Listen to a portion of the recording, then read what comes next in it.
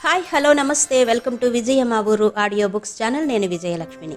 Friends, నవల స్రవంతిలో శ్రీమతి అంగులూరి అంజనీదేవి గారి నవల అడుగులో అడుగునై వస్తా ఆడియోగా మీకు వినిపిస్తున్నాను కదా. మరి ఈరోజు అడుగులో అడుగునై వస్తా నవల ఆడియో 19వ భాగం వినిపించబోతున్నాను. మరి ఆలస్యం చేయకుండా కథలోకి వెళ్ళిపోదాం పదండి.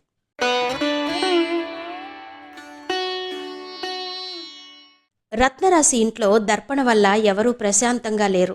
అందుకే రత్నరాశి బాగా ఆలోచించి, అమ్మా, దర్పణను కౌశల్ దగ్గరికి పంపుతానే అంది.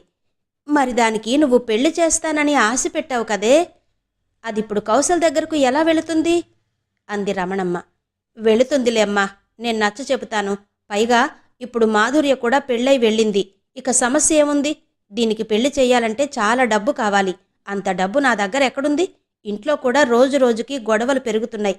వదిన మరదళ్ళు పాము ముంగిసలా తయారయ్యారు. మధ్యలో శైలేంద్ర నలుగుతున్నాడు. వాడి బాధ తట్టుకోలేక ఇంట్లోంచి వెళ్ళిపోతాడేమో అని భయంగా ఉందే అంది రత్నరాశి. ఈ బుద్ధి దాన్ని తీసుకొచ్చేటప్పుడు ఉండాలి. ఒక్క ముద్దే కదా పెడితే తిని ఉంటుందిలే అనుకున్నావు. అలా ఎందుకుంటుంది? అయినా కౌశల్ దాన్ని తీసుకెళ్తాడా? చాలాసార్లు వాడు ఫోన్ చేస్తే నువ్వు పంపలేదుగా. అవునుగాని దానికి మళ్ళీ పెళ్లి చేస్తానని కౌశల్ దగ్గర ఏమైనా వాగేవానే అంది రమణమ్మ. వాగలేదులేమ్మా.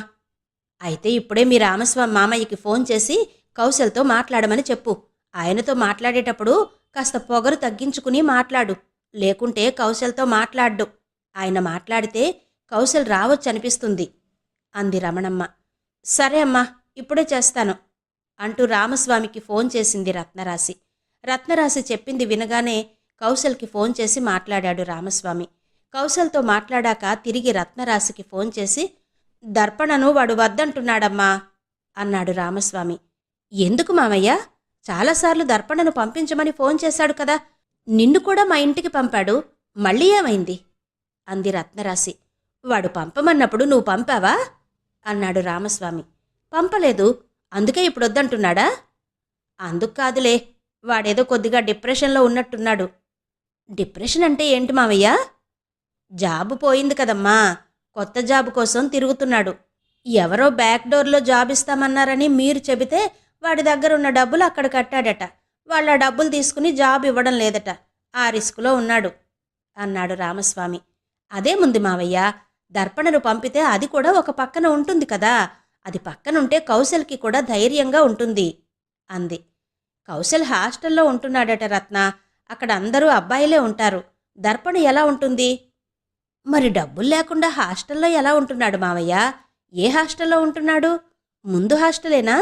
అదైతే శైలేంద్రకు తెలుసు. శైలేంద్రని తీసుకుని ఇప్పుడే వెళ్తాను. కావాలంటే వాళ్లకు ఇల్లు మాట్లాడి అందులో ఉంచుతాను. అప్పుడున్న ఇల్లు కూడా శైలేంద్ర చూసిందే అంది రత్నరాశి. చూశాడులేమ్మా, అదంతా నాకు తెలుసు కదా. మళ్ళీ ఎందుకు చెబుతావు? ఇప్పుడు ఆ అబ్బాయి ఏదో చిన్న జాబ్ చేసుకుంటూ ఉంటున్నాడట. ఎక్కడున్నాడో తెలీదు. ముందున్న హాస్టల్ కాదని చెప్పాడు. ఏదో నార్మల్ హాస్టల్లో ఉంటున్నాడట. హాస్టల్ పేరు అడిగితే చెప్పలేదు అన్నాడు రామస్వామి. అంటే దాన్ని వదిలేసి ఒక్కడే ఉంటున్నాడా? ఇదేమైనా బాగుందా మావయ్య? ఇలా ఎన్ని రోజులుంటాడు? అప్పట్లో దర్పణను పంపమని నీకు నాకు ఎన్నిసార్లు ఫోన్ చేశాడు అంది. ఆ రోజులు పోయాయిలే రత్న. పరిస్థితుల మార్పుతో వాడిప్పుడు బాగా కృంగిపోయి ఉన్నాడు. నేనేం మాట్లాడినా నీ వల్ల నీ కూతురు వల్ల వాడి కెరీర్ నాశనం అయిందనేలా ఉన్నాడు. ఇప్పుడు వాడికి ఉద్యోగం లేదు, భార్య లేదు, అయిన వాళ్ళకి దగ్గర కాలేకపోతున్నాడు. కాస్త కోలుకొని తొందరపడితే ఎలా? అయినా నీ కూతురికి నువ్వు మళ్ళీ పెళ్లి చేస్తావేమో. అదొదిలేసి మళ్ళీ ఇలా తిరిగేవెందుకు? నీ కూతురు నీకు అప్పుడే బరువైందా? ఒక ముద్దేగా తినేది, పెట్టుకోలేవా అన్నాడు. ముద్ద గురించి కాదులే మామయ్య. దర్పణ విషయంలో అప్పుడు నేను అనుకున్నది వేరు, ఇప్పుడు జరుగుతున్నది వేరు. అందుకే నీకు ఫోన్ చేశాను అంది రత్నరాశి. సరే రత్న, మీ నాగత్త ఇటే చూస్తుంది. నేను నీతో ఇంతసేపు మాట్లాడానని తెలిస్తే ఊరుకోదు. నువ్వు ఫోన్ పెట్టేయి అన్నాడు రామస్వామి. రత్నరాశి ఫోన్ పెట్టేసి కూర్చుంది. వారం రోజులు గడిచాక స్విట్జర్లాండ్ వెళ్లిన విమల్, మాధుర్య వచ్చారు. విషయం ఎవరికీ తెలియదు గాని విమల్ స్విట్జర్లాండ్ నుండి వచ్చిన తెల్లవారే కౌశల్ని కలిశాడు. ఆ రోజు నుండి అప్పుడప్పుడు విమల్ కౌశల్ని కలుస్తూనే ఉన్నాడు. కొద్ది రోజులు గడిచాయి. ఈ రోజుల్లో సరైన వేగమైనా ఉండాలి, లేదా సరైన వ్యూహమైనా ఉండాలి. అనురూపలో రెండూ ఉన్నాయి. అనురూప సొంతంగా ఒక ఇండస్ట్రీ కట్టించాలన్న ఉద్దేశంతో రియల్ ఎస్టేట్ బిజినెస్ మానేసింది. వాళ్ళ తాతయ్య వాళ్ళ ఊరు వెళ్ళింది. ఆయనతో తన మనసులో మాట చెప్పింది. 4 రోజుల తర్వాత, తాతయ్య, మన ప్రపోజల్ గురించి వర్ధన్ గారితో మాట్లాడదాం, ఒకసారి రమ్మని కాల్ చెయ్యి. తిరుమలరావు కాల్ చేయగానే తేజ్ వర్ధన్ వెళ్ళాడు. ఏంటి తాతగారు రమ్మన్నారు అంటూ ప్రేమగా చనువుగా లోపలికి వెళ్ళి తిరుమలరావుకి ఎదురుగా కూర్చున్నాడు. అనురూపను చూసి, ఇక్కడికొచ్చి రిలాక్స్ అవుతున్నారా అన్నాడు తేజ్ వర్ధన్ నవ్వి. రిలాక్స్ కాదు తేజ, నాకు పెద్ద ప్రపోజలే పెట్టింది. అది మాట్లాడాలనే నీకు ఫోన్ చేయించింది అన్నాడు తిరుమలరావు. అవునా అంటూ తేజ్ వర్ధన్ అనురూప వైపు చూశాడు. అవును తేజ, రూప వచ్చినప్పటినుండి నన్ను వాళ్ళ తాతయ్యను నిద్రపోనివ్వడం లేదు అంటూ మట్టి గ్లాసుతో మంచినీళ్లు తెచ్చి తేజ్ వర్ధన్కిచ్చింది శోభనమ్మ. తేజ్ వర్ధన్ నీళ్లు తాగి, ఏంటి రూపా, అక్కడ బిజినెస్ మానేసి ఇక్కడికొచ్చి బామ్మ వాళ్ళని ఇబ్బంది పెడుతున్నారా అన్నాడు. లేదు తేజ, తను మంచి ప్లాన్లో ఉంది. దానికోసమే నన్ను 4 ఎకరాల స్థలం అడిగింది. అక్కడో ఇండస్ట్రీ కట్టిస్తుందట. అందులో అందరూ తనలాంటి ఆడవాళ్లే పనిచేస్తారట. పెద్ద పెద్ద మాల్స్లో, సినిమా థియేటర్లలో తనకుండే షేర్స్ని తెచ్చి ఇండస్ట్రీకి పెట్టుబడిగా పెడుతుందట. ఇదిగో ఇండస్ట్రీ ఎలా ఉండాలో మ్యాప్ కూడా డిజైన్ చేసింది. ఇది నీకు చెప్పాలని నాతో కాల్ చేయించింది అంటూ మ్యాప్ చూపించాడు తిరుమలరావు. అది చూసి గుడ్ అన్నాడు తేజవర్ధన్. గుడ్ సరే, దానికి మంచి పేరు పెట్టాలి. అది మీరే పెట్టాలి. అందుకే మిమ్మల్ని పిలిచాము అంది అనురూప. ఓ, అందుకు పిలిచారా అంటూ తేజ్వర్ధన్ కొద్దిగా ఆలోచించి, అడుగులో అడుగునై వస్తా అన్నాడు. మీరు నా అడుగులో అడుగై వస్తారు, వచ్చారు, వస్తున్నారు. అది కాదిప్పుడు. ఒక మంచి పేరు కావాలి నా ఇండస్ట్రీకి అంది అనురూప. అది పేరే రూపా. తాతయ్య చెప్పిన మీ ఆలోచనలకి ఆ పేరు ఇండస్ట్రీకి బాగుంటుంది. అందుకే చెప్పాను. అడుగులో అడుగునై వస్తా అని ఆ పేరు పెట్టండి. ఏం తాతగారు, ఎలా ఉంది అన్నాడు తేజ్వర్ధన్. బాగుంది తేజ అన్నాడు తిరుమలరావు. మీరు చెప్పండి బామ్మ. చాలా బాగుంది తేజ, ఆ పేరే పెట్టు రూపతల్లి అంది శోభనమ్మ. అనురూపకు ఆ పేరు బాగా నచ్చింది. చీకట్లో వెలిగించే దీపానికే విలువెక్కువ. మీరు వెలిగించే ఈ దీపం చీకట్లో ఉండే ఆడవాళ్లకి ఆశాదీపం అవుతుంది. రండి తాతగారు, మనం వెళ్ళి ఆ ల్యాండ్ చూసి త్వరగా భూమి పూజ చేయిద్దాం. ల్యాండ్ చూడగానే నేను మినిస్టర్ గారిని కలవాలి, చాలా పనులున్నాయి అని తేజ్వర్ధన్ అనగానే నలుగురూ కలిసి సంతోషంగా తేజ్వర్ధన్ కారులోనే ల్యాండ్ దగ్గరికి వెళ్లారు. రోజులు గడుస్తున్నాయి. ఉదయాన్నే సిరిచందన ఇల్లు క్లీన్ చేస్తుంటే దర్పణ ఫోన్లో గేమ్ ఆడుతుంది. కొద్దిగా కాళ్ళు పైకి పెట్టుకో దర్పణ, సోఫా కింద దుమ్ము బాగుంది అంది సిరిచందన. దర్పణ వినకుండా గేమ్ ఆడుకుంటూనే ఉంది. ఏంటో, నా పెళ్ళైనప్పటి నుండి అందరి పనులు నేనే చేయాల్సి వస్తుంది. అందరి పనులు ఏమో కానీ ఈ దర్పణ పనులు నేనెందుకు చెయ్యాలి? తన ఆరిన బట్టలు కూడా నేనే మడతపెట్టి ఇంట్లోకి తేవాలి. టైంకు కాఫీ ఇవ్వాలి, టిఫిన్ పెట్టాలి, భోజనం పెట్టాలి. కనీసం వాళ్ళ అమ్మమ్మ చేసుకున్నట్టు తన పనులు తను కూడా చేసుకోదు. అదేమంటే పెళ్లి చేసే వరకు ఇక్కడే ఉంటానంటుంది. ఆడపడుచు కాబట్టి ఏమనకూడదు, కానీ ఒంటి నిండా బలుపైతే బాగుంది. నాకు నా ఆడపడుచునేమీ అనాలని లేదు, కానీ ఆ బలుపొక్కటే తగ్గిస్తాను. రత్నరాశి కోడలంటే ఏంటో చూపిస్తా అని మనసులో అనుకుని, జై రత్నరాశి అంటూ దర్పణ కాళ్ల మీద చీపురుతో 2 పీకులు పీకింది సిరిచందన. ఏంటి కొడుతున్నావు అంటూ లేచింది దర్పణ.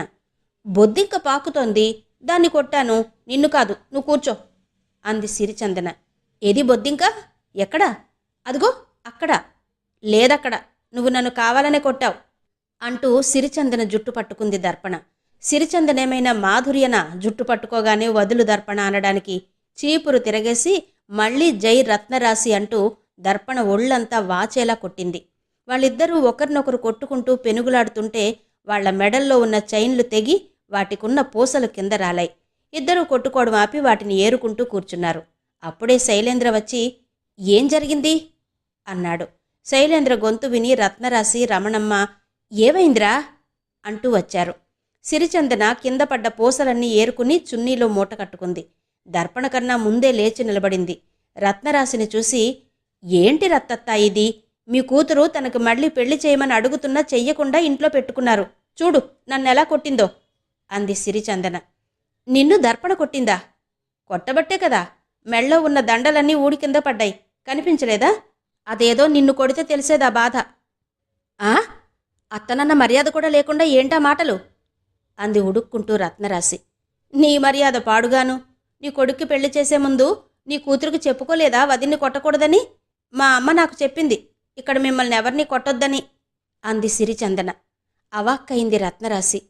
నువ్వు నీ ఆడపడుచును ఎప్పుడైనా కొట్టావా రత్తత్తా? అదే కనకం పెద్దమ్మని. పోనీ ఆమెతో ఎప్పుడైనా కొట్టించుకున్నావా?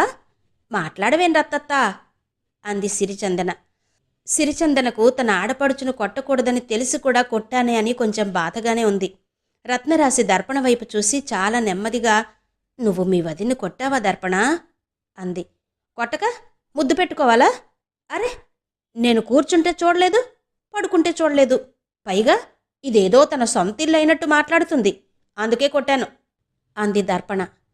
నిజానికి తన్నులు తిని కూడా అది బయటకు చెప్పకుండా నా జోలికొస్తే నేనేమైనా చేస్తాను అన్నంత ధీమాగా మాట్లాడింది దర్పణ. విన్నావా రత్తత్త? అందుకే కొట్టిందట. ఇది నా ఇల్లు కాదట. ఇలా ఎన్ని రోజులు అనిపించుకోవాలి నేను? అంటే ఇది నా ఇల్లు కాదని నన్నిలా కొడుతూనే ఉంటుందా? చెప్పు రత్తత్త అంది సిరిచందన. ఇక చాలే ఆపు చందన. వదిన మరదళ్ళు మంచి స్నేహితురాళ్లలాగా ఉంటారనుకుంటే ఏంటి మీ ఇద్దరి కీచులాట? నువ్వైనా సర్దుకోవచ్చు కదా అంటూ చందన వైపు గుడ్లురిమి చూసింది రత్నరాశి. సిరిచందనకు తిక్కరేగింది. ఓ పక్కన మీ అమ్మాయి నన్ను కొట్టానని చెబుతుంటే నన్ను సర్దుకోమంటావేంటి? అసలు ఈ ఇల్లు ఎవరిది అది చెప్పండి ముందు. ఇది నా ఒక్కదాని సమస్య కాదు, నాలాంటి కోడళ్ళందరి సమస్య. ఆడపడుచులొచ్చి ఇంట్లో కూర్చుని మమ్మల్ని కొడుతుంటే కొట్టించుకోవాలా? అంత చేతకాని వాళ్ళమా? నాకిప్పుడే సమాధానం కావాలి. అసలు ఈ ఇల్లు ఎవరిది అంది సిరిచందన. ఎవరిదేంటి? ఈ ఇల్లు మనది అంది రత్నరాశి. మనదే కదా? అదే రత్తత్త నేననేది కూడా. మీ అమ్మాయికి పెళ్లి చేసి పంపారు. ఈ ఇల్లు తనదెలా అవుతుంది? ఇలా తల తిక్కగా ఉండబట్టే కౌశలన్నయ్య ఇంట్లో నుంచి వెళ్ళగొట్టి ఉంటాడేమో అంది సిరిచందన. నీకేం తెలీదు, నువ్వు మాట్లాడకు చందన. అసలు నీకు అత్త ముందు ఎలా మాట్లాడాలో తెలీదు, అందుకే మర్యాద లేకుండా మాట్లాడుతున్నావు అంటూ బెదిరించింది రత్నరాశి. మీ అమ్మాయి నన్ను కొడితే లేని మర్యాద నేను మాట్లాడితే వచ్చిందా? ఇలా కాదుగాని ఉండండి, మీ అందరి పని చెబుతాను అంటూ చకచక మెట్లెక్కి పైకి వెళ్ళింది. శైలేంద్ర కూడా సిరిచందన వెనకాలే వెళ్ళాడు. శైలేంద్ర సిరిచందనతో వెళ్లడం తట్టుకోలేకపోయింది రత్నరాశి. ఎందుకు కొట్టావా దాన్ని? ఇంతకీ అది నిన్ను కొట్టిందా, దాన్ని నువ్వు కొట్టావా అంది రత్నరాశి. అదంతా ఇప్పుడెందుకమ్మా? ఎవరు ఎవరిని కొట్టినా ఊడింది ఈ పూసలేగా. ఇదిగో చైను పూసలు అంటూ వాటిని వాళ్ళమ్మ చేతిలో పెట్టింది. రత్నరాశి వెంటనే వాటిని రమణమ్మ చేతిలో పెట్టి, అమ్మా, మొన్న మనం ఎగ్జిబిషన్కి వెళ్ళినప్పుడు నీకోసం కొన్న ముత్యాల దండ ఉందిగా, దాన్ని దర్పణకివ్వు. మెడ బోసుగా ఉంది, వేసుకుంటుంది. ఇది తీసుకెళ్ళి ఎక్కడైనా పెట్టు. దర్పణ, ఇంకెప్పుడు ఆ పిల్లను కొట్టకే, వాళ్ళమ్మ ఊరుకోదు అంది. రత్నరాశి తన కూతురే సిరిచందనను కొట్టిందనుకుంటుంది. దర్పణ వాళ్ళ అమ్మమ్మ ఇచ్చిన ముత్యాల దండను మెడలో వేసుకుని అద్దంలో చూసుకుంది. మళ్లీ ఫోన్ పట్టుకుని కూర్చుంది. సిరిచందనతో పైకి వెళ్లిన శైలేంద్ర ఆమె వైపు బాధగా చూశాడు. దెబ్బలు బాగా తగిలాయా చందన? అది రోజురోజుకి మరీ రాక్షసిలా తయారవుతుంది. దాని విషయంలో నాకేం చెయ్యాలో తోచడం లేదు. అనవసరంగా తెచ్చి ఇంట్లో పెట్టుకున్నాను అన్నాడు. ఆమె దానికేం మాట్లాడకుండా, నువ్వు అర్జెంటుగా వెళ్ళి ఆవు పాలు తీసుకురా. ఇవాళ శుక్రవారం కాదు కదా అంది మంగళసూత్రం పెరిగిందన్న భయంతో లోలోన వణుకుతూ. కాదు, బుధవారం. ఆవు పాలే కదా నువ్వు అడిగింది, ఉండు ఇప్పుడే తెస్తాను అంటూ ఆవు పాల కోసం వెళ్ళాడు శైలేంద్ర. ఆమె గబగబా కిందకి వెళ్ళి దారం ఉండా పసుపు నీళ్లు తెచ్చుకుంది. శైలేంద్ర ఆవు పాలు తెచ్చాడు. ఆ పాలను ఈ గిన్నెలో పోసి నువ్వు మాట్లాడకుండా కూర్చో అంది. శైలేంద్ర అలాగే పాలు గిన్నెలో పోసి మౌనంగా కూర్చున్నాడు. ఆమె దారాన్ని 9 పొరలుగా చేసి గట్టిగా అల్లుకుంది. అల్లుకున్న దారానికి పసుపు పూసుకుంది. కింద పడిన పూసలను మంగళసూత్రాన్ని ముందుగా పాలతో కడిగి పసుపు నీళ్లలో ఉంచి ఆ తరువాత నీళ్లతో శుద్ధి చేసుకుంది. వాటిని పసుపు దారానికి గుచ్చుకుని బంగారు చైన్కి కట్టుకుంది. శైలేంద్ర పక్కనే ఉన్నాడు కాబట్టి దాన్ని అతనితోనే మెడలో వేయించుకుంది. అమ్మయ్యా, ఇప్పుడు నా భయం తగ్గింది. ఇలాగే దర్పణను కూడా వేసుకోమని చెప్పు. మా ఇంట్లో మా పెద్దవాళ్ళు ఇలాగే చేస్తారు మంగళసూత్రాలు పెరిగినప్పుడు అంది సిరిచందన. ఇలాంటి పనులు అది చెయ్యదులే. నేను వెళ్ళి ఇలా చెయ్యమని చెప్పి తిట్టించుకోలేను. ఇప్పటికే నాకు అదంటేనే భయంగా ఉంది అన్నాడు శైలేంద్ర. సరే, ఆ గోలంతా నాకెందుకులే, నేను మా అమ్మ దగ్గరికి వెళ్తున్నా, బాయ్ అంటూ లేచి మెట్లు దిగి కిందికి వెళ్ళింది. రోడ్డు మీదకి వెళ్ళి ఆటో ఆపి ఆటోలో కూర్చుంది. శైలేంద్ర కూడా ఆమె వెనకాలే వెళ్ళి ఆటోలో ఆమె పక్కన కూర్చున్నాడు. నువ్వు కూడా వస్తున్నావా అడిగింది. రాక ఇక్కడే ఉండమంటావా నువ్వు లేకుండా అన్నాడు. ఉంటావనుకున్నాను. అలా ఏం ఉండంలే. ఆటో నువ్వు పోని అంటూ ఆటో అతనికి అడ్రస్ చెప్పాడు శైలేంద్ర. వాళ్ళు వెళ్ళటం ఇంట్లో వాళ్ళెవరూ చూడలేదు. వాళ్ళు వెళ్ళిన గంటకల్లా రామస్వామి ఫోన్ చేశాడు. చెప్పు మామయ్య, బాగున్నావా అంది ఫోన్ లిఫ్ట్ చేసి రత్నరాశి.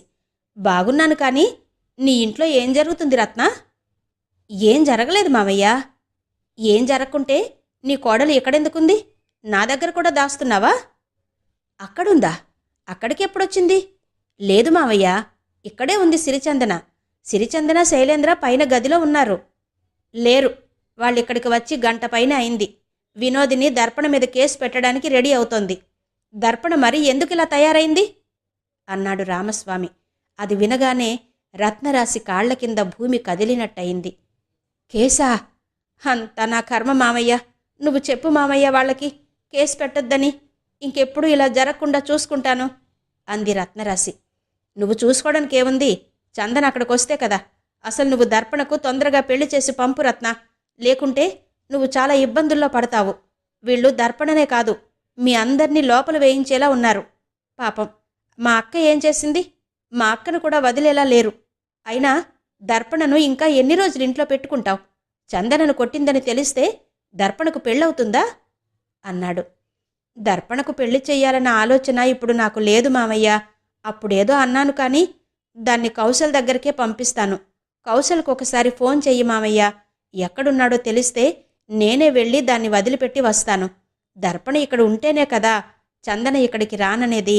దాన్ని కౌశల్ దగ్గరికి పంపించేస్తా అంది రత్నరాశి. మాట తప్పవుగా? అయ్యో మావయ్య, కౌశల్కి నేను రోజూ ఫోన్ చేస్తూనే ఉన్నాను. నా ఫోన్ ఎత్తట్లేదు. శైలేంద్ర కూడా హాస్టల్స్ అన్నీ తిరిగొచ్చాడు, కనిపించలేదట. నువ్వు చెయ్యి మావయ్య, నీతో అయితే మాట్లాడతాడు అంది రత్నరాశి. సరే చేస్తాను అంటూ కౌశల్కి ఫోన్ చేశాడు రామస్వామి. కౌశల్ ఫోన్ కలవలేదు. వెంటనే రత్నరాశికి ఫోన్ చేసి, కౌశల్ నెంబర్ మార్చినట్టున్నాడు రత్న. ఏం చేద్దాం? వీళ్ళకిప్పుడు నేనేం చెప్పాలి? చందన సరే, శైలేంద్ర కూడా నీ దగ్గరికి రానంటున్నాడు. వస్తే వాణ్ణి కూడా మీతో పాటే లోపల వేయిస్తారేమోనని భయపడుతున్నట్టున్నాడు. లేకుంటే వాడు నిన్ను చూడకుండా ఉండే రకం కాదు. నువ్వేంటి రత్న ఇలాంటి కంపను కప్పుకుని కింద పడ్డావు? ఎలా పైకి లేస్తావు అన్నాడు రామస్వామి. ఏం చెయ్యను మామయ్య, నా తలరాత అస్సలు బాగాలేదు. లేకుంటే నా ఇంట్లో ఈ గొడవలేంటి? నా కోడలు కూతురు ఇలా కాని వాళ్లలో ఉండడమేంటి? వదిన ఆడపడుచు పాలు నీళ్లలా కలిసిపోతారనే కదా శైలేంద్రకు పెళ్లి చేశాను అంది. కలిసిపోతారేమో లేరత్నా, నువ్వెందుకింత నిరాశపడతావు? కీడులో మేలన్నట్టు దర్పణ ఆ కేసులో ఇరుక్కుంటే మారుతుందేమో. అక్కడ పోలీసులు దర్పణకు గట్టి ట్రైనింగే ఇస్తారు కదా. ఒకసారి స్టేషన్కి వెళ్ళి రాని. క్యాలెండర్ పేజీలే మారుతున్నప్పుడు దర్పణ మారదా అన్నాడు రామస్వామి. ఏంటి మావయ్య, నువ్వు దాన్నిప్పుడు పోలీసులకు పట్టిద్దామనుకుంటున్నావా? అదేనా నువ్వు చెప్పేది? నేను చస్తే దాన్ని పంపనక్కడికి అంది రత్నరాశి. నువ్వు నేను పంపుతామా రత్న? సిరిచందన కదా పంపేది, తను కదా కొట్టించుకుంది. అసలు ఇంత జరుగుతున్నా ఆ కోటేసేమయ్యాడు అన్నాడు రామస్వామి. ఆయనెక్కడున్నాడు మావయ్య? ఈ మధ్యన ఇంటికే రావట్లేదు. మన పక్క ఊర్లో ఉండే ఆ లాయర్ వాళ్ళ ఇంట్లోనే ఉంటున్నాడు. వాళ్లకు పనులు చేస్తూ అక్కడే తింటూ అక్కడే ఉంటున్నాడు. ఏం మనిషో ఏమో. ఇంటికొస్తే దర్పణ గురించి చెప్పి దానికి పెళ్లి చెయ్యాలనుకుంటే కుదరలేదు మామయ్య. ఇంతలోనే ఇలా జరిగింది అంది రత్నరాశి. దర్పణకు కాదుగాని నీకు చెయ్యాలి రత్న పెళ్ళి. మేనమామను ఉండి కూడా నీకు పెళ్లి చేయలేకపోయాను. అదే బాధగా ఉంది. ఆ కోటేశ్కి ఇదంతా తెలిసే అక్కడ సెటిల్ అయినట్టుంది. కనిపించడు గాని కోటేశ్కి తెలివి బాగానే ఉంది అన్నాడు రామస్వామి. నాకెందుకు మామయ్య పెళ్ళి? నేనసలే దర్పణ చేసిన పనికి మోకాళ్ల లోతులో కూరుకుని ఉన్నాను. నా మీదనే కామెడీ చేస్తున్నావా? ఆయన్ని పిలిచి బుద్ధి చెప్పకుండా తెలివి బాగానే ఉంది అంటావా? ఏముంది మావయ్య ఆయనకు తెలివి? ఇల్లు వాకిలి పట్టకుండా వెళ్ళి లాయర్ ఇంట్లో కూర్చున్నాడు అంటూ దీర్ఘం తీసింది రత్నరాశి. ఏంటి, కోటేశ్కు కూడా నేనే బుద్ధి చెప్పాలా?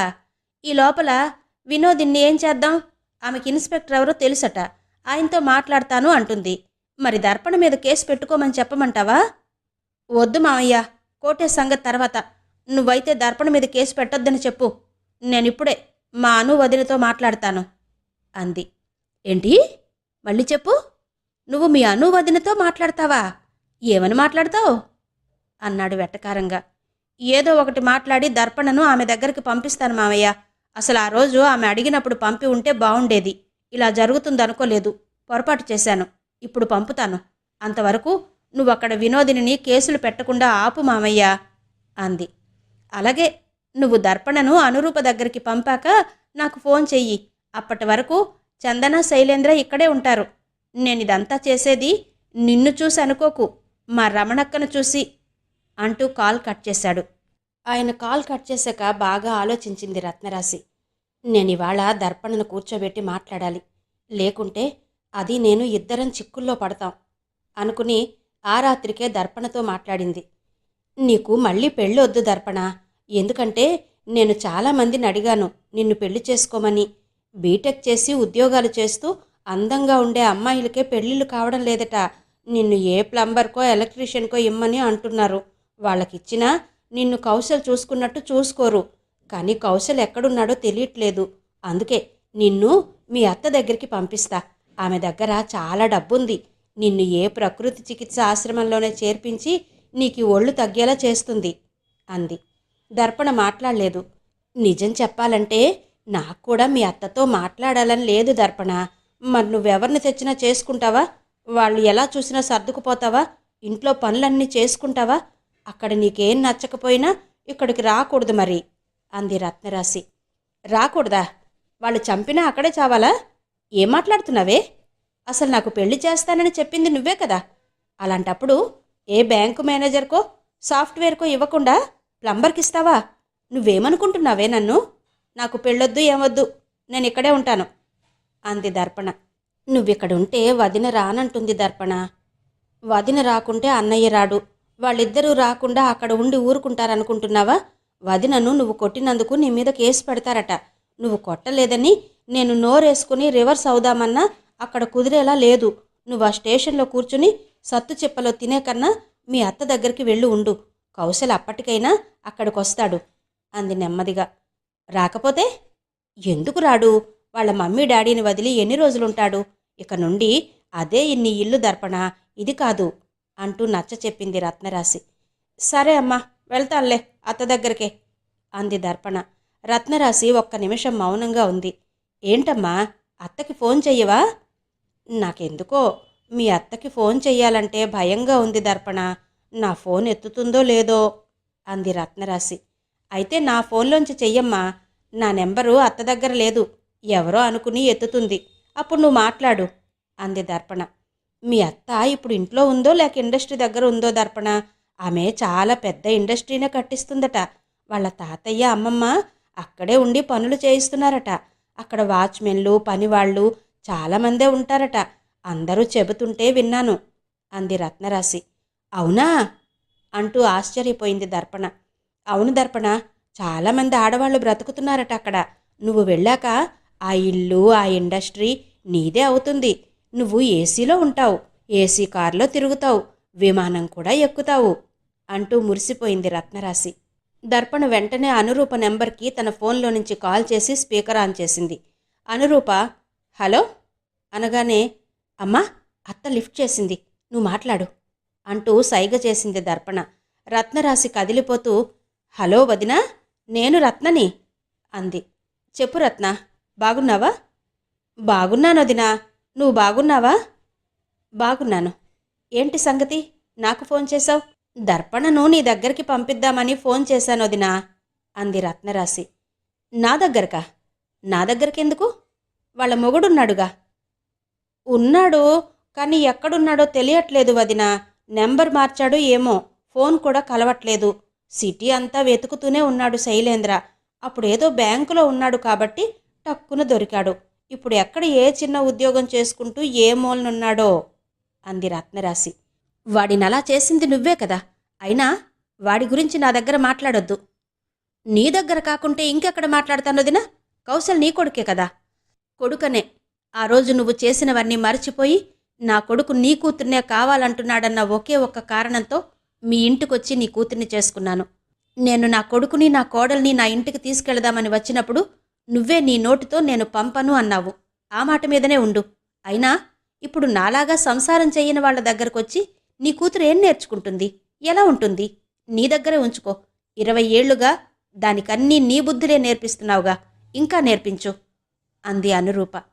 అవన్నీ ఇప్పుడెందుకొదినా, జరిగిపోయాయి కదా అంది చాలా అమాయకంగా రత్నరాశి.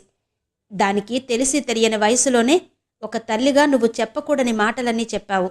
నువ్వు చెప్పేది కరెక్టా కాదా అని ఆలోచించకుండా నువ్వెలా చెబితే అలా ఆడే బొమ్మలా తయారైంది. సరే, అవన్నీ నాకెందుకు? మీరే గంగలోనైనా దూకండి. ఇన్ని రోజులు మిమ్మల్ని భరించి భరించి అలసిపోయాను.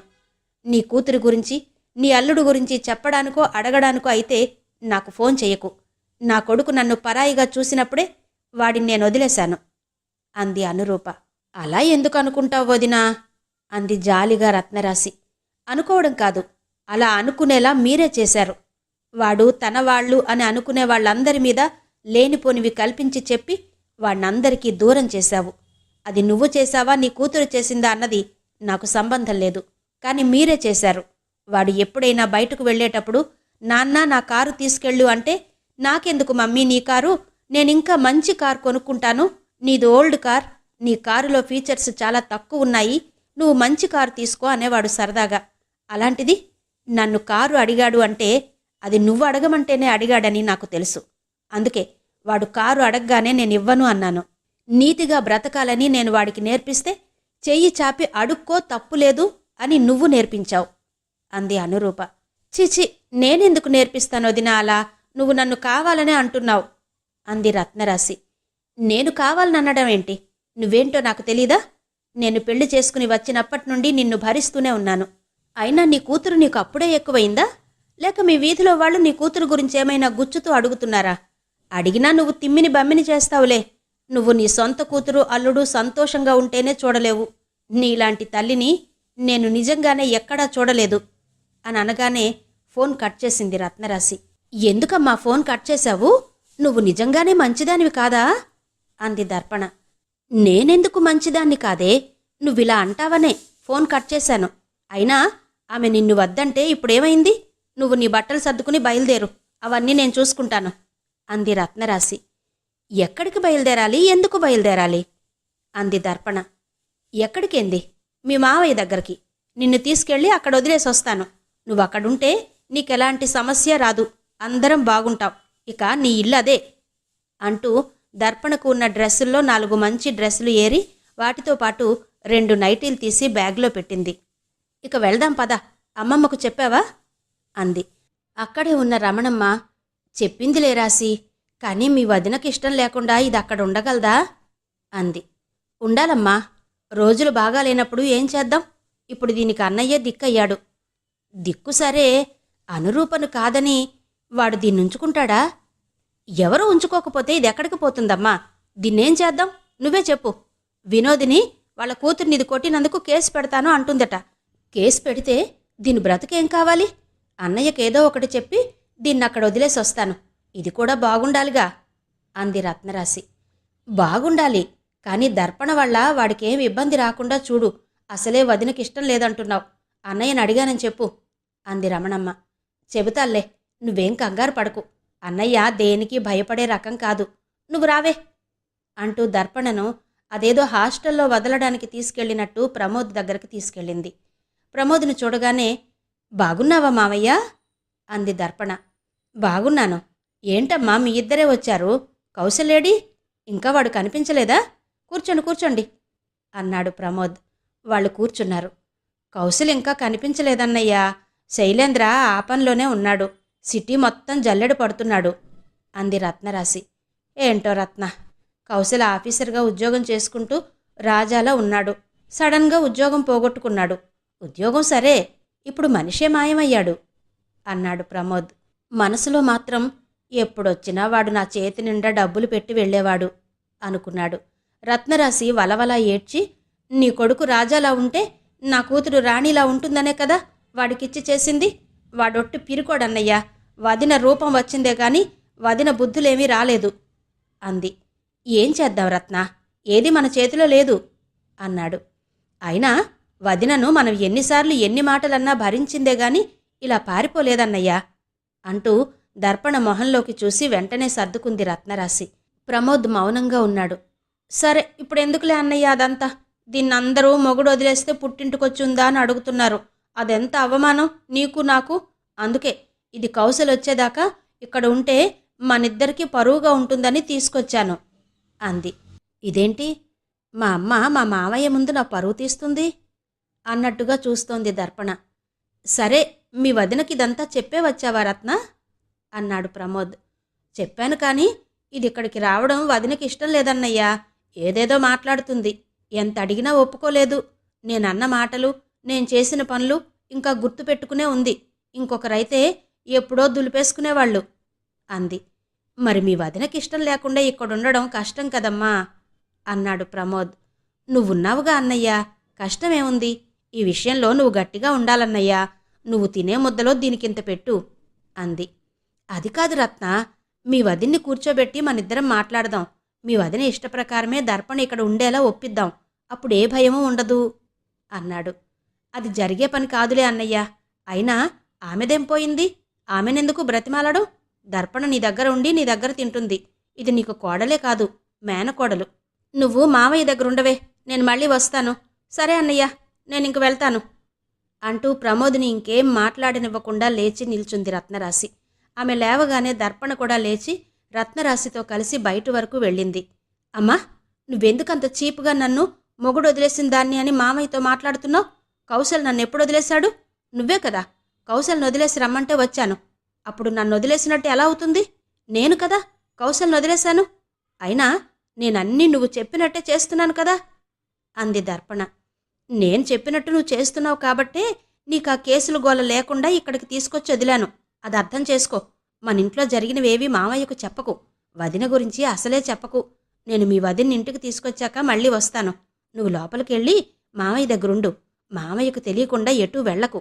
మీ అను అత్త నీతో మాట్లాడితే మాట్లాడు, లేకుంటే లేదు.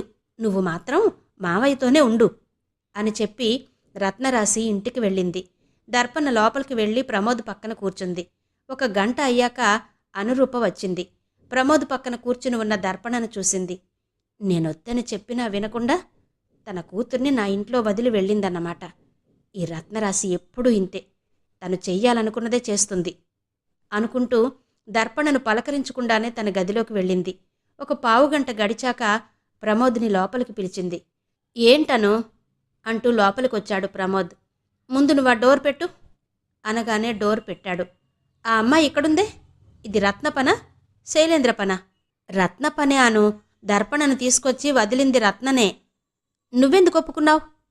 ప్రమోద్ మాట్లాడలేదు ఎప్పట్లాగే. రత్న నాకు ఫోన్ చేసినప్పుడే చెప్పాను కదా వద్దని. నువ్వు కూడా వద్దని చెప్పాల్సింది. ఇక్కడ మన కొడుకే లేనప్పుడు ఆ అమ్మాయి ఎందుకు? ఉంటుందిలే అను, మన కోడలేగా. వాడు రాడా? మండింది అనురూపకు. వాడి ఫోన్ పని చేయట్లేదంటేనే తెలియట్లేదా?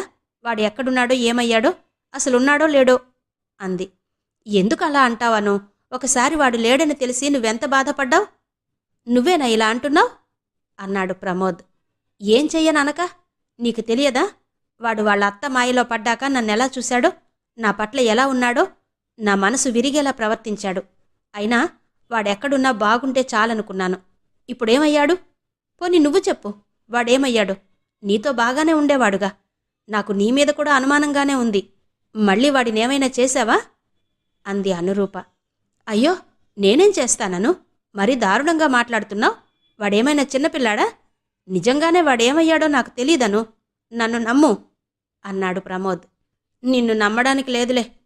నువ్విలాగే మాట్లాడతావు, ఏది పైకి చెప్పవు అంది అనురూప. లేదను, నీ మీదొట్టు అన్నాడు. ముందు నువ్వా ఒట్టు వెనక్కి తీసుకో ప్రమోద్. నా మీద చాలామంది ఆడవాళ్ళు ఆధారపడి బ్రతుకుతున్నారు. నువ్వెంత, నీ ఒట్టెంత అంది సీరియస్గా. అది నిజమే అను, కానీ నేను వాడికి ఫోన్ చేస్తూనే ఉన్నాను. ఈసారి వాడిని నేనేం చెయ్యలేదు. రత్న కూడా వాడికి ఫోన్ చేస్తూనే ఉంది. నెంబర్ మార్చాడేమో అన్నాడు. నెంబరు మార్చి అందర్నీ తప్పించుకు తిరుగుతున్నాడు అంటే వాడి పతనానికి కారణమెవరు ప్రమోద్? ఆ తల్లి కూతురే కదా. వాడి జీవితాన్ని వాలే కదా పాడు చేశారు అంది. నువ్వేదో కోపంలో ఉన్నావను. వాడు బాగుంటే వాళ్ళేం చేస్తారు? నువ్వు చెడిపో అని చెబుతారా అన్నాడు. చెప్పరు. వాడితో వాళ్ళు మైండ్ గేమ్ ఆడారు. ఇలాంటి గేమ్లు నాకు తెలుసు, అందుకే చెప్పాను. వాళ్లలోకి వెళ్లకురా అని. అయినా వెళ్ళాడు. అమ్మా కూతురు కలిసి వాడి జీవితంతో ఇష్టం వచ్చినట్టు ఆడుకున్నారు. ఇంట్లో నిద్రపోకుండా చేశారు. వాడికి వాళ్లను తప్పించుకునే శక్తి, జ్ఞానం లేక ఇంట్లో ఉన్న ఫ్రస్ట్రేషన్ అంతా బ్యాంకులో చూపించాడు. ఉద్యోగం పోగొట్టుకున్నాడు. వాడిప్పుడు ఎటూ కాకుండా అయ్యాడు. ఎటు వెళ్లాడో ఎక్కడున్నాడో తెలియదు. వాడి గురించి ఆలోచిస్తేనే నాకు నిద్ర రావడం లేదు. మళ్ళీ ఈ అమ్మాయిని ఇంట్లో పెట్టుకుని ఇప్పుడేం చేద్దామని. మంచితనానికి, సహనానికి కూడా ఒక హద్దుండాలి ప్రమోద్ అంటూ డోర్ గట్టిగా లాగి కొట్టి బయటకు వెళ్ళింది అనురూప. ప్రమోద్ అనురూప మాటల్ని ఎప్పట్లాగే ఆ చెవితో విని ఈ చెవితో వదిలేశాడు. ఆ విషయం ప్రమోద్ని చూడగానే అర్థం చేసుకుంది దర్పణ. ప్రమోద్ గబగబా వంట చేసి దర్పణకు పెట్టి తాను తిన్నాడు. తిన్నాక, దర్పణ, నువ్వు సోఫాలో పడుకుంటావా, దివాన్ మీద పడుకుంటావా, లేక ఆ రూంలోకి వెళ్ళి పడుకుంటావా? ఆ రూమ్ మీదే. పెళ్ళయ్యాక మీ ఇద్దరు ఇక్కడికి వస్తారని ఆ రూమ్ను మీ అత్త మీకోసమే సిద్ధం చేసింది. దానికి లోపల అన్ని సౌకర్యాలు ఉన్నాయి. వాష్రూమ్ కూడా ఉంది అన్నాడు. అయినా నేను ఒంటరిగా పడుకోలేను మామయ్య. నేను ఆ గదిలోకి వెళ్ళను. ఇక్కడే సోఫాలో పడుకుంటాను. కావాలంటే నా లగేజ్ ఆ గదిలో పెట్టుకుని పగల ఆ గదిలోనే ఉంటాను. పడుకునేది మాత్రం ఇక్కడే పడుకుంటాను అంటూ తన లగేజ్ తీసుకెళ్లి గదిలో పెట్టుకుంది. అక్కడి నుండి ఒక దిండు, దుప్పటి తెచ్చుకుంది. వాటిని సోఫాలో వేసుకుంటుంటే రత్నరాశి ఫోన్ చేసింది. వెంటనే ఆమె ఫోన్ని లిఫ్ట్ చేసి, అమ్మా చెప్పు, వదినను తీసుకొచ్చావా? ఆ మహాతల్లికి భయపడే కదా ఇక్కడికొచ్చాను. నా బ్రతుకేంటే ఇలా తయారైంది? ఇక్కడెలా ఉండాలే అంది బాధగా దర్పణ. ఏంటే నీ మాటలు? ఇంతకీ తిన్నావా లేదా? మీ వదిన్ని ఇంతకు ముందే వెళ్ళి తీసుకొచ్చాలే. అన్నయ్య కూడా వచ్చాడు. నువ్వు చిన్నగా మాట్లాడు, లేదంటే బయటకొచ్చి మాట్లాడు. అక్కడ మాట్లాడితే మీ మామయ్య వింటాడు. వదిన్ని నువ్వు కొట్టావని ఆయనకు తెలిస్తే బావుండదు అంది భయంగా రత్నరాశి. మామయ్య బాల్కనీలో ఉన్నాడులేమ్మా. ఇప్పుడే వెళ్ళాడు. నేను హాల్లో ఉన్నాను. ఇంతకు ముందే ఇద్దరం అన్నం తిన్నాం. ఇక పడుకోబోతుంటే నువ్వు ఫోన్ చేశావు అంది దర్పణ. సరే కాని ఎటూ వెళ్లకుండా అక్కడే మీ మామయ్య దగ్గరే ఉండు. ఎటో ఎందుకెళ్తానే? నువ్వు మాటిమాటికి ఇదే అంటున్నావు. కొత్తగా ఇదొకటి నేర్పిస్తున్నావా నాకు? అయినా నాకెవరు తెలిసిన వెళ్తాను, నువ్వు తప్ప అంది దర్పణ. అది కాదులే దర్పణ, నువ్వు వదినను కొట్టడం వల్లనే కదా నిన్ను మామయ్య దగ్గరికి తీసుకెళ్ళి ఉంచాను. అది నువ్వు అర్థం చేసుకోకుండా నిన్ను నా దగ్గర ఉంచుకోలేదన్న కోపంతో ఎటైనా వెళ్తావని అంటూ ఆగింది రత్నరాశి. అమ్మా, నేను వదినను కొట్టలేదమ్మా. జుట్టు పట్టుకున్నాను అంతే. వదినే నన్ను బాగా కొట్టింది. నేను కావాలనే అలా చెప్పాను అంది దర్పణ. సరేలే, ఇక ఆపు అంది రత్నరాశి. దర్పణ మాట్లాడలేదు. మరి పడుకుంటావా? ఫోన్ పెట్టేయినా అంది రత్నరాశి. అమ్మా, ఇక్కడ మామయ్య బాగా దగ్గుతున్నాడమ్మా. ఆయన దగ్గుతుంటే చెవులు పగిలిపోతున్నాయి. నిజంగానే నాకు ఎటైనా వెళ్ళాలనిపిస్తుంది అంది కోపంగా. ఆ కోపమే వద్దు దర్పణ, నువ్వలా కోప్పడికే. నా తల్లివి కదూ అంది ప్రేమగా రత్నరాశి. కోప్పడి ఇప్పుడు చేసేదేముందిలే అమ్మా.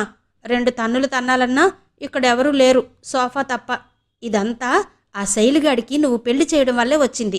అసలు ఇన్ని రోజులు మామయ్య చేసే ఈ సౌండ్ని అత్త ఎలా తట్టుకుందే? ఆమె చెవులింకా పనిచేస్తున్నాయంటావా? వెనక నుండి చిన్నగా పిలిచి టెస్ట్ చేయినా అంది దర్పణ. నువ్వలాంటివేం చెయ్యకు. అది ఆయనకు ఎప్పుడూ ఉండేదే. జబ్బు కాదు. గొంతులో కఫం చేరినప్పుడు దాన్ని బయటకు పంపడానికి దగ్గడమో కేకరించడమో చేస్తుంటాడు. మనం తుమ్మొచ్చినప్పుడు తుమ్ముతాను చూడు, అలా. దానికి మందులు లేవు. నువ్వు ఆయన్నేమి అనకు. నీకిప్పుడు ఆయనే ఆధారం. లేకుంటే నువ్వు చేసిన పనికి ఇప్పుడు ఎక్కడుండేదానివో. సరే కాని మీ అత్త నిన్ను చూసిందానే? పలకరించిందా అంది రత్నరాశి. లేదమ్మా, నన్ను చూడగానే ఏదో వార్నింగ్ ఇచ్చేదానిలా మామయ్యను గదిలోకి పిలిచింది. ఏం మాట్లాడిందో తెలియదు కానీ కోపంగా డోర్ లాగి బయటకు వెళ్ళింది. ఆమె వెళుతున్నా మామయ్య ఆమెను ఆపలేదు, పట్టించుకోలేదు అంది దర్పణ. పట్టించుకోడు దర్పణ. మామయ్య ఎప్పుడూ అంతే. ఆమెను అసలు కేరే చెయ్యడు. సరే ఉంటాను అంటూ వాళ్ళ అన్నయ్యను పొగిడి ఫోన్ పెట్టేసింది. మామయ్య రాగానే పడుకుంటాడో లేక మళ్ళీ సౌండ్ స్టార్ట్ చేస్తాడో. మాటి మాటికి వాష్ బేసిన్ దగ్గరికి వెళ్లే పని లేకుండా టీవీ పక్కన పెద్ద బౌల్ ఏదో పెట్టుకున్నాడు. నాకు ఆ బౌల్ చూస్తే తిన్నది మొత్తం బయటకు వచ్చేలా ఉంది. ఏం మామయ్యో ఏమో. సరేలే, ఆయన ఎలా ఉంటే నాకే ఉంది. నాకైతే కడుపు నిండా వండి పెట్టాడు. నేనిక తిన్న ఇంటి కిటికీలు లెక్క పెట్టకుండా ఆ బౌల్ వైపు చూడకుండా పడుకుంటా, దుప్పటి కప్పుకుంటా అని అనుకుంటూ టక్కున సోఫాలో పడుకుని దుప్పటి కప్పుకుంది. ప్రమోద్ బాల్కనీలో చక్కటి గాలిని పీల్చుకుంటూ అనురూప ఇంటికొచ్చే వరకు అక్కడే ఉన్నాడు. ఆమె రోజు ఇంటికొచ్చే వరకు అతను అక్కడే ఉంటాడు. ఆమె అతన్ని చూడగానే పలకరిస్తుంది. తిన్నావా ప్రమోద్ అని అడుగుతుంది. ఇవాళ ఆమె వచ్చింది, అతన్ని చూసింది, కానీ పలకరించలేదు. తిన్నావా ప్రమోద్ అని అడగలేదు. నేరుగా తన గదిలోకి వెళ్ళి డోర్ పెట్టుకుంది. ఒక చిన్న పలకరింపుతో కూడిన ఆ స్పర్శ లేకుంటే ఎంత బాధగా ఉంటుందో అప్పుడు అనుభవించాడు ప్రమోద్. ఇలాంటి బాధకు మాటలుండవు, మౌనంగా మనసును నలపడం తప్ప. 4 రోజులు గడిచినా అనురూప ప్రమోద్ని పలకరించలేదు, ఇంటికి రాలేదు. ఆమె అలా ఉండడం ప్రమోద్కి బాధగా ఉన్నా పైకి మామూలుగానే ఉన్నాడు. దర్పణ ప్రమోద్ పెట్టిన టిఫిన్ తిని టీవీ ముందు కూర్చుంది. అత్త రాలేదేం మామయ్య, రోజూ ఇంతేనా అంది. రోజూ వస్తుందమ్మా, తనకిష్టం లేకుండా నువ్విక్కడున్నావు కదా, అందుకే ఇంటికి రాకుండా కోపంగా ఉంది. నాతో కూడా మాట్లాడడం లేదు అన్నాడు. మరికి రాదా మామయ్య, మీ అబ్బాయిలాగే మా అత్త కూడా వస్తుందమ్మా, మీ అత్త నన్ను వదిలి ఉండలేదు అన్నాడు. మరి మీ అబ్బాయి రావట్లేదుగా. వాడు కూడా వస్తాడమ్మా, నువ్వు అలాంటి సందేహాలేమీ పెట్టుకోకు అన్నాడు. నువ్వు చాలా మంచోడు మామయ్య, మా అత్తనే నేను కోడలనన్నది కూడా మర్చిపోయి అనవసరంగా నా మీద కోపం పెంచుకుంటుంది. నేనేం చేశాను మామయ్య అత్తని? వాళ్ళ కొడుకు జాబ్ పోగొట్టుకుంటే తప్పు నాదా? మరి నేను వెళ్ళిపోవాలా ఇక్కడి నుంచి మామయ్య? అయినా రాత్రులు ఇంటికి రాకుండా అత్త ఎక్కడుంటుంది మావయ్య? ఎవరున్నారు అత్తకి అంటూ తేజవర్ధన్ని గుర్తు చేసుకుంది. ఎవరూ లేకపోవడం ఏంటమ్మా, మీ అత్త ఉండాలంటే వాళ్ళ తాతయ్య అమ్మమ్మ వాళ్ళతో ఇండస్ట్రీ దగ్గరే ఉండొచ్చు. ఇండస్ట్రీలోనే ఒక పక్కన వాళ్ళు ఉండడం కోసం ఇల్లు కట్టించుకున్నారు. అక్కడ ఎంతమంది అయినా ఉండొచ్చు. ఈ మధ్యన వాళ్ళ అమ్మ నాన్నగారు కూడా వచ్చారట. వాళ్ళు ఇక్కడే పర్మనెంట్గా ఉంటారట ఇక్కడ. ఆ మధ్యన నేను ఒకసారి వెళ్ళి చూసొచ్చాను. ఆ ఇండస్ట్రీని 4 ఎకరాల స్థలంలో కట్టారు. ఆ స్థలం తిరుమలరావుది. ఆయన వాళ్ళ మనవరాలు ఏమడిగినా కాదనరు. అందులోకి వెళ్ళాలంటే 2 పెద్ద గేట్లు, 2 వాచ్మెన్లు ఉన్నారు. తిరుమలరావు వాళ్ళ ఊర్లో ఉండే వీధి కుక్కల్ని తెచ్చి ఇండస్ట్రీ లోపలే కాపలాగా ఉంచుకున్నాడు అన్నాడు. అమ్మో, వీధి కుక్కలా? అవంటే నాకు చాలా భయం మామయ్య. నా చిన్నప్పుడు మా వీధిలో నన్ను కుక్క కరిచింది. మా వీధి నిండా కుక్కలే. కొత్త వాళ్ళని చూస్తే బౌ బౌ అంటూ వెంట పడతాయి. మా అమ్మ తిడుతున్నా మా అమ్మమ్మ వాటికి అన్నం పెడుతుంది అప్పుడప్పుడు అని దర్పణ అంటుంటే అనురూప వచ్చింది. ఆమె నేరుగా తన గదిలోకి వెళ్ళి ఏవో పేపర్స్ తీసుకుంటుంటే ప్రమోద్ వెళ్ళి, అను, నువ్వు రాత్రి కూడా ఇంటికి రాలేదు, నాతో మాట్లాడడం లేదు, ఎందుకను? అంత పెద్ద తప్పు నేనేం చేశాను? నువ్వు మాట్లాడకపోతే నాకేం బాగాలేదు, మాట్లాడను అన్నాడు. ఇండస్ట్రీ ఓపెనింగ్ రేపే ప్రమోద్, నేను ఆ హడావిడిలో ఉన్నాను. నువ్వు రేపు అర్లీగా లేచి ఇండస్ట్రీ దగ్గరకు వచ్చేయి. మార్నింగ్ పూజ ఉంది. సండేనే కదా నీకు, ఆఫీస్ కూడా ఉండదు అంటూ వచ్చినంత వేగంగా పేపర్స్ పట్టుకుని వెళ్ళింది. ఆమె రావడం వెళ్ళడం ఆ స్పీడ్ చూసి బిత్తరపోయింది దర్పణ. అమ్మయ్య, నాతో అను మాట్లాడింది అని మనసులో అనుకుంటూ రిలాక్స్ అయ్యాడు ప్రమోద్. నువ్వొక్కడవే వెళ్తావా మావయ్య ఇండస్ట్రీ ఓపెనింగ్కి? నేను రావద్దా? అత్త నన్ను పిలవలేదు అంది.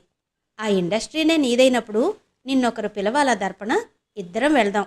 మీ అమ్మకు కూడా ఫోన్ చేస్తాను రమ్మని, అందరూ వస్తారు. సరే, నేను ఆఫీస్కి వెళ్ళొస్తాను, నువ్వు డోర్ పెట్టుకుని లోపలే ఉండు అంటూ ప్రమోద్ ఆఫీస్కి వెళ్ళాడు. మరుసటి రోజు తెల్లవారుతుండగా అడుగులో అడుగునై వస్తా ఇండస్ట్రీ ఓపెనింగ్ జరిగింది. ఆ ఓపెనింగ్కి సిటీలో ఉన్న ప్రముఖులంతా వచ్చారు. వాళ్లలో ఎక్కువ మంది తేజవర్ధన్కి తెలిసిన వాళ్ళున్నారు. రామస్వామి కబ్జాలో ఉన్న తన స్థలం కోసం ఆయన తేజవర్ధన్ దృష్టిలో పడాలని ఒక మినీ బస్సులో తన బంధువర్గాన్నంతా ఎక్కించుకుని వచ్చాడు. వాళ్లలో రమణమ్మ, రత్నరాశి, శైలేంద్ర, సిరిచందన ఉన్నారు. కోటేశ్వర్ రాలేదు. దర్పణ ప్రమోద్తో వచ్చింది. ఆమె ప్రమోద్ని వదిలి ఎవరి దగ్గరికి వెళ్ళలేదు. ఇండస్ట్రీ చాలా బాగుంది కదా మామయ్య, ఈ ప్లాన్ అంతా అత్తకి నువ్వే చెప్పి చేయించావా? ఇది కడుతున్నప్పుడు అప్పుడప్పుడు నువ్వు ఇక్కడికి వచ్చేవాడివా? నువ్వు నిజంగా గ్రేట్ మామయ్య అంది దర్పణ. ప్రమోద్ మురిసిపోతూ, ఇదంతా నీదే దర్పణ, పద చూద్దువు గాని అంటూ దర్పణను అక్కడంతా తిప్పి చూపించాడు. అందరూ తన వైపే చూస్తున్నట్టు గర్వంగా ఫీల్ అయింది దర్పణ. ప్రమోద్ కూడా అలాగే ఫీల్ అయ్యాడు. పూజ అయ్యాక అనురూప ఈవెంట్ వాళ్ళు ఏర్పాటు చేసిన స్టేజ్ మీద నిలబడింది. తను ఆ ఇండస్ట్రీని ఏ ఉద్దేశంతో కట్టించిందో వివరంగా మాట్లాడుతుంటే అందరూ వింటున్నారు. విమల్, మాధుర్య ఆమెకు దగ్గరలోనే నిలబడి ఉన్నారు. జాలమ్మ, శోభనమ్మ పక్కపక్కనే కూర్చొని ఉన్నారు. తేజవర్ధన్ ఆమె మాటల్ని ఫ్రెండ్స్తో కలిసి శ్రద్ధగా వింటున్నాడు. క్యారియాన్ అన్నట్టు అనురూపనే చూస్తున్నాడు. ఆమెకు అతని చూపులు మరింత ఉత్సాహాన్ని, ధైర్యాన్ని ఇచ్చాయి. ప్రస్తుతం నా ఇండస్ట్రీలో ఉన్న ఎంప్లాయీస్ అందరూ ఆడవాళ్లే. వాళ్లలో డిగ్రీలు పీజీలు చదవని వాళ్ళు కూడా ఉన్నారు. వాళ్ళిప్పుడు మేము పెద్దగా చదువుకోలేదు, మాకు పనులు దొరకవు అన్న నిరాశతో లేరు. మాకు కూడా ఓ పని ఉంది, మమ్మల్ని మేము బ్రతికించుకోగలం అన్న ఆశతో ఉన్నారు అంది అనురూప. అందరూ ఆమెనే చూస్తున్నారు. నేను వాళ్ళకిచ్చిన పనిలో దూసుకుపోతున్నారు. వాళ్ళు కాకుండా ఇంకా అక్షరమంటేనే తెలియని వాళ్ళు ఉన్నారు. వాళ్ల కోసం ఇందులోనే ఒక ఫామ్ ఏర్పాటు చేశాము. వాళ్ళు ఇందులో కూరగాయలు పండిస్తారు, చిరుధాన్యాలు కూడా పండించాలని ఈ మధ్యనే మొదలుపెట్టారు. దీనివల్ల వాళ్ళు ఇతరుల మీద ఆధారపడడంలో నుంచి బయటకొచ్చారు. వాళ్లను వాళ్ళు నడుపుకోవడమే కాక 10 మందిని నడిపిస్తామన్న ధైర్యంతో ఉన్నారు అంది అనురూప. చాలా మంచి పని చేస్తున్నారన్నట్టు క్లాప్స్ కొట్టారు అందరూ. ఆమె నవ్వుతూ అవలీలగా మాట్లాడుతోంది. కొంతమంది ఆడవాళ్ళు అనుకుంటారు, మా చేతుల్ని ఎవరో కట్టేస్తున్నారు, అందుకే మా చేతులు పని చేయట్లేదు అని. కట్టేయడమే కాదు, ఆర్డర్స్ కూడా వేస్తున్నారు, అందుకే ముందుకి కదలలేకపోతున్నామని. ఇది తప్పు అని నా అభిప్రాయం. మీ చేతుల్ని మీరే కట్టేసుకుంటున్నారు. దాంతో నిస్సహాయంగా నీరసంగా అవుతున్నారు. ఇతరుల జాలిని ఆశిస్తున్నారు. ఒకసారి మనసు పెట్టి ఆలోచించండి. ఆ జాలి మీకెందుకు? నిజానికి మీ గురించి ఆలోచించే ఓపిక తీరిక ఎవ్వరికీ ఉండవు. అందుకే మిమ్మల్ని మీరు చదువుకుని మీకోసం మీరు ఎదగండి. జీవితం కొందరికే వడ్డించిన విస్తరి. అసలు విస్తరే లేని నాలాంటి వాళ్ళు ఎందరో ఉన్నారు అంటూ ఆగింది. అందరూ ఉత్కంఠతో వింటున్నారు. అలాంటి వాళ్ల కోసమే నా అడుగులో అడుగునై వస్తా ఎదురు చూస్తూ ఉంది. మీకు తగిన పనిని చూపించి మీ అన్నం మీరు తినేలా చేస్తుంది. ఇంట్లో ఆదరణ గౌరవం లేని ఆడవాళ్ల కోసం పక్కనే కొన్ని రూములు కట్టించాను. అందుకే భయపడకండి. మనకు మన జీవితం అన్నీ ఇస్తుంది. దాన్ని లాగేసుకునే అధికారం ఎవరికీ లేదు. ఒకవేళ లాగేసుకున్నా తిరిగి అది మన దగ్గరకే వస్తుంది. అదే జీవితం. ఇంకో ముఖ్యమైన విషయం ఏంటంటే, ఈ స్థలం మా తాతయ్యది. ఇక్కడ కర్త కర్మ క్రియ మా తాతయ్యనే. నేను ఆయన చేతిలో స్టిక్ని మాత్రమే అంటూ ఆమె అనర్గళంగా మాట్లాడుతుంటే అందరూ ముగ్ధులై విన్నారు. రత్నరాశి మాత్రం మొహం నల్లగా పెట్టుకుంది. నొప్పి తగిలే వరకు మూతిని అటూ ఇటూ తిప్పుతూనే ఉంది. అబ్బో, ఇదంతా నీదే అయినట్టు తెగ చెబుతున్నావు వదినా. నా కూతురు గమ్మున ఉన్నంతసేపే నీ ఆటలు. ఇదంతా నా కూతురు దర్పణది, నీది కాదు. ముందు అది తెలుసుకో అని మనసులో అనుకుంటూ అందరూ భోజనాలకు వెళుతుంటే చూసి, రామ్మా మనం కూడా వెళ్ళి భోజనం చేద్దాం అంటూ రమణమ్మను వాళ్లతో తీసుకెళ్ళింది. భోజనాలయ్యాక ఎవరికి వాళ్ళు ఇండస్ట్రీ మొత్తం సరదాగా తిరిగి చూసి ఎవరిళ్లకు వాళ్ళు వెళ్లారు. అడుగులో అడుగునై వస్తా ఆడియో నవల 19వ భాగం విన్నారు కదా. మిగిలిన కథ తరువాతి భాగంలో వినిపిస్తాను. అంతవరకు సెలవు. నమస్తే.